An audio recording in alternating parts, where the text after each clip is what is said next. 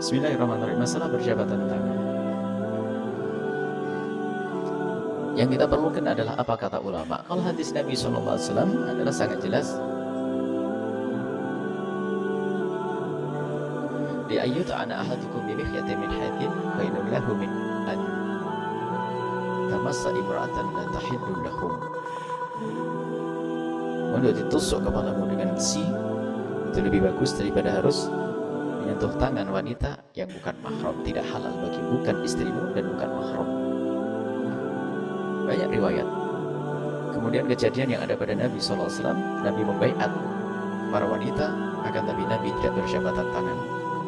Jumhur ulama, fuqaha madzhabul arba'ah, semuanya, mohon maaf, keluarkan, mari kita keluar dari hawa nafsu kita.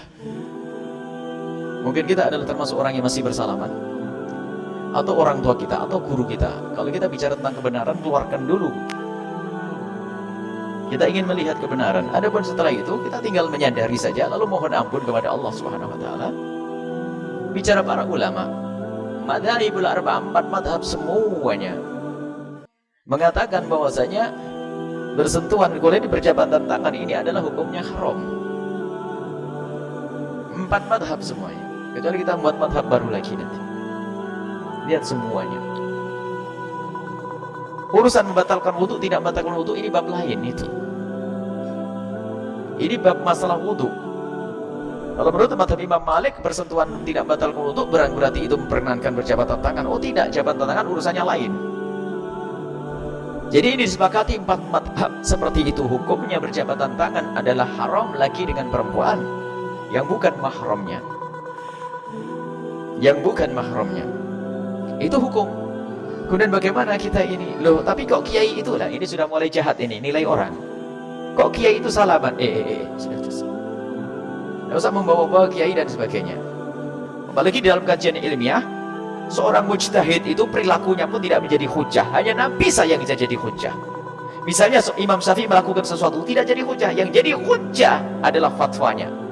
Fatwanya ulama. Jadi kalau ada ulama bersalaman, ulama melakukan, bukan hujah. Tidak harus kita tiru. Kenapa? Bukan hujah. Perbuatan seorang guru, seorang ustaz bukan hujah. Omongannya yang berdasarkan dengan ilmu, itulah yang kita jadikan hujjah. Begini adalah masalah berjabatan tangan. Kemudian setelah itu, sudahlah, jangan biasa merendahkan orang lain. Mungkin Anda termasuk orang yang sudah bisa menjaga tidak berjabatan tangan kepada siapapun, tapi tugas bukan untuk merendahkan orang lain. Sebab di dalam beragama itu tidak ada yang sempurna. Ada yang sesaat orang kurang ini, kurang itu, kurang ini. Cuman ayo kita setiap hari membuat peningkatan. Lah, tidak gaul nih, kalau siapa bilang tidak gaul? Banyak orang tidak berjabatan tangan, kawannya banyak. Orang itu tersinggung lah. Masalah tersinggung dan tidak tersinggung justru itu menunjukkan kepiawaianmu dalam menolak. Bagaimana ada orang engkau tolak tapi dia tidak tersinggung, berarti kamu cerdas, hebat tuh.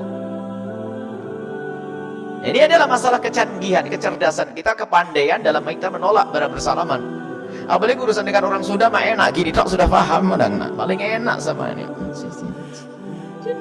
Oh, berarti sudah salamannya begini. Sampai kebablasan sama laki-laki begini, laki-laki dengan laki-laki. Wah, ini kacau ini.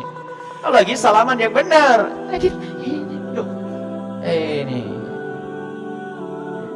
ini adalah hukum. Kemudian memandang orang lain, tolong jangan memandang merendahkan. Mungkin Anda termasuk orang yang sudah meninggalkan berjabatan tangan. Kalau seorang alim ini melakukan itu semuanya, bukan hujjah. Ini sudah disepakati pembahasan usul fikih, bukan hujjah. Jangan kalau alim biasa zaman sekarang, mujtahid, perbuatan mujtahid bukan hujjah.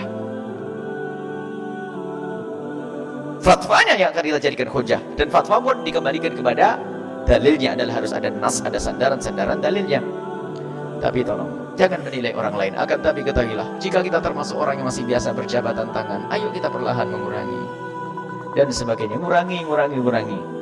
Ada sebagian menganggap salah kalau Buya menghindari jabatan tangan, alasan, oh Buya mau sholat ya takut batal wudu. Oh bukan, biarpun saya tidak mau sholat, tidak salaman saya. Tidak ada yang marah, alhamdulillah. Insya Allah ibu marah dengan saya, kayak marah kayak tidak mau datang ke sini. Tidak ada satupun yang pernah salaman. Karena Karena urusan salaman bukan penghargaan, tidak harus dengan salaman. Dengan pertanyaan berikutnya tadi, apakah kalau menghargai orang harus bersalaman? Ada mas kampung di Cina itu ada yang salaman itu adalah celah, aib. Ada orang bersalaman itu adalah aib dan celah, ada. Jadi salaman bukan ukuran bagaimana orang memuliakan, akan tapi yang disyariatkan itulah memuliakan. Laki dengan laki bersalaman, kalau perlu mencium tangan jika itu orang tua, mu'anaqah berpelukan jika kita jarang ketemu, dalam keadaan yang memungkinkan. Tapi kalau sudah laki perempuan, hendaknya ayo kita perlahan untuk menghindar sedikit demi sedikit. Mungkin karena terlalu dekat kita dengan sepupu dan sebagainya. Ya, kalau begitu kita kurangi. Paling tidak harus ada perubahan. Namanya kita ingin meniti kemuliaan sedikit demi sedikit. Kalau spontan berat nanti. Dan tidak usah sok mentang-mentang belajar ngaji, ngerti musafahah berjabatan, salam berjabatan haram, gaya soflah tidak mau, dosa-dosa. Biasa saja, kok sok bener ini. Ini berlebihan, gak usah berlebihan. Gimana kita menghindar dengan penuh kelembutan sampai orang itu faham. Gak usah kayak sok, astagfirullahaladzim, maaf. Ini santri gak bener itu, malah menjadikan orang jijik dengan kebenaran. Memangnya begitu Islam mengajarkan? Kok kayak apa saja? Gimana baik? Orang ada masalah di masalah gue, saya sehat, itu sudah mundur sendiri, masya Allah, tidak maju. Baik, jadi kecerdasan kita di dalam menolak ini adalah hukum madzhabul arba', 4 madhab. Sudah jelas tidak ada madhab yang memperkenankan 4 madhab. Ada pun fatwa beberapa orang atau yang dilakukan oleh sebagian orang kalau masih bersalaman, itu ketahuilah mungkin saja kita tidak tahu apa yang apa alasan mereka. Mungkin alasan mereka karena subhanallah ini orang yang tidak bisa saya tolak karena mungkin akan kecewa hatinya. Kita juga tidak ngerti.